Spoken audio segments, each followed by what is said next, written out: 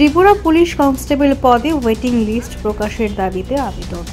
2022 সালে পুলিশ কনস্টেবলের জন্য 100টি শূন্য পদে পরীক্ষা নেওয়া হয়েছিল, কিন্তু পরবর্তীতে দেখা যায় যারা উত্তীর্ণ হয়েছে তারা আগে থেকেই কিছু কাজের সাথে যুক্ত। এখন তাদের আবেদন যারা উত্তীর্ণ হয়নি তাদের জন্য একটি ওয়েটিং লিস্ট ঘোষণা করার জন্য। একটাই আমরা অনেকদিন দীর্ঘ 2022-এ আমরা ফিজিক্যাল ক্লিয়ার করেছিলাম, তারপর আমাদের রিটেন হয়, তারপর আমাদের ভাইভা হয়। তো সব কিছু ক্লিয়ার করার পর আমাদের মেরিট লিস্টটা বেরিয়েছিল এপ্রিল মাসের 3 তারিখে। তো এটা অনেক লেট হয়ে গেছে, প্লাস আমরা এখানে যে ক্যান্ডিডেটগুলি আছি সবার ওভারহেজ হয়ে গেছে আর কি।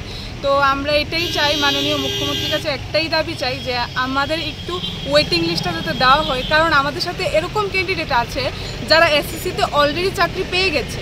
তো আমরা চাই যদি ওদের জায়গাতে আমাদের পোস্টগুলি দেওয়া হয় তাহলে আমাদের মতো পরিবারগুলি বেঁচে যাবে, প্লাস আমাদের ফিউচারটাও একটা জায়গায় যেয়ে পৌঁছবে।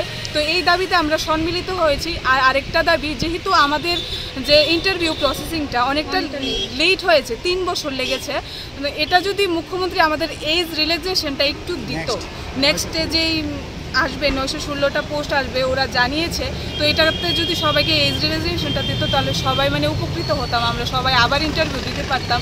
আর এখন মূলত আমাদের একটাই দাবি, যারা আমাদের এসএসসি জিডিতে সিলেক্টেড হয়ে গেছে তারা আবার ত্রিপুরা পুলিশে সিলেক্টেড হয়েছে, ওদের জায়গাতে আমাদের যদি জয়েন করাতো তাহলে আমরা খুব উপকৃত হতাম।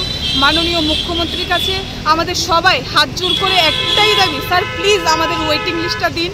যেহেতু আমরা এখানে যারাই আছি এখান থেকে যদি 2 জন 3 জন 5 জনও যদি চাকরি পাই, আমাদের পরিবার আমরা সবাই বেঁচে যাব। এই আবেদনে আমরা আজকে সবাই সম্মিলিত হয়েছি। আমরা আজকে হেডকোয়ার্টারে গিয়ে একটা অ্যাপ্লিকেশন করব, যদি ওরা আমাদের দিকে একটু তাকায় বা একটু যদি উপকার করেন তাহলে আমরা অনেকটা উপকৃত হব। সবাই মিলে এই দাবিতেই আমরা আজকে সম্মিলিত হয়েছি। পোস্টটা কি ছিল এবং কতগুলি পোস্ট ছিল? পোস্টটা ছিল ত্রিপুরা পুলিশ কনস্টেবলের 1000 পোস্ট ছিল। মাননীয় মুখ্যমন্ত্রীর কাছে আবেদন রাখছি, আমাদের যে 2022 সালে ত্রিপুরা পুলিশের নোটিফিকেশন এসেছিল, সেই নোটিফিকেশনের মাধ্যমে আমরা ফিজিক্যাল কোয়ালিফাই করি। ফিজিক্যাল কোয়ালিফাই করার পর দীর্ঘ 1 বছর পরে আমাদের রিটেন এক্সাম হয়েছিল। রিটেন এক্সাম হওয়ার আরও দীর্ঘ 1 বছর পরে আমাদের ভাইভা হয়। ভাইভা কমপ্লিট হওয়ার পরে গত এপ্রিল মাসের 3 তারিখ ত্রিপুরা পুলিশের ফাইনাল মেরিট লিস্ট পাবলিশ করা হয়। এই ফাইনাল মেরিট লিস্টে আমাদের অনেক পরিচিত বন্ধু বা ভাই বোনরা ত্রিপুরা সরকার এবং ভারত সরকারের বিভিন্ন চাকরিতে ওরা অলরেডি জব পেয়ে গেছে। যেহেতু প্রসেসটা 2.5 থেকে 3 বছরের বেশি সময় লেগেছে, এই মধ্যবর্তী সময়ে অনেকেই এসএসসি জিডি বা ত্রিপুরার আরও বিভিন্ন চাকরিতে ওরা যোগদান দিয়েছে, তাই ওরা বর্তমানে এখন অনেকেই জয়েন করবে না। সেই জায়গায় যদি আমরা যারা দীর্ঘ মেহনত করার পরে 1-2 নাম্বার বা কিছু পয়েন্ট নাম্বারের কারণে আমরা ফাইনাল মেরিট লিস্টে আমাদের নামের তালিকা জায়গা করতে পারিনি, আমাদেরকে যদি ওয়েটিং লিস্ট দেওয়া হয় তাহলে আমাদের অনেকটা পরিবার উপকৃত হবে এবং আমরা আমাদের পরিবারের পাশে দাঁড়াতে পারবো। এটা আমি আপনাদের মাধ্যমে রাজ্যের মাননীয় মুখ্যমন্ত্রী ও ত্রিপুরা পুলিশের মহানির্দেশক মাননীয় ডিজিপি মহাশয়ের কাছে আবেদন রাখছি।